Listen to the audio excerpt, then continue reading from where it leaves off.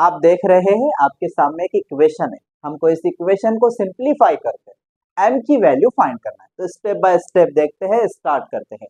तो यहाँ पर हम क्या करेंगे, m raised to the power 4 को m raised to the power 4 ही लिखेंगे और m प्लस m, ये बात आपको मालूम है, जहां पर लाइक टर्म्स होते हैं तो वहां पर सिर्फ कोफिशिएंट ऐड होते हैं। तो ये हो जाएगा 2m इज इक्वल्स 32।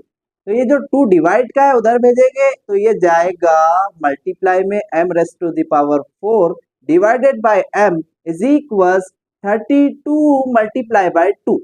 अब आप इस स्टेप में नजर डालिए तो यहाँ पर m raised to the power 4 divided by m, तो जहां पर बेस सेम है और ऑपरेशन डिवीजन का है तो हमको ये रूल बता रहा है कि पावर का सब्ट्रैक्शन कीजिए। तो यहाँ पर m की जगह पर 4 आया और n की जगह पर पावर 1 आई। तो क्या मालूम हुआ, बेस सेम लिखो और पावर का सब्ट्रैक्शन कर दो।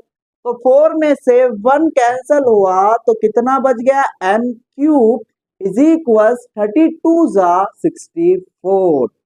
और अब हम इस क्यूब को कैंसल करेंगे तो ये 64 क्यूब रूट ऑफ 64 बन जाएगा। आप बोलेंगे सर कैसा, तो ये असल में हम बोथ साइड क्यूब रूट लेते हैं और क्यूब रूट और क्यूब कैंसल हो जाता है और उधर से 64 क्यूब रूट बन जाता है।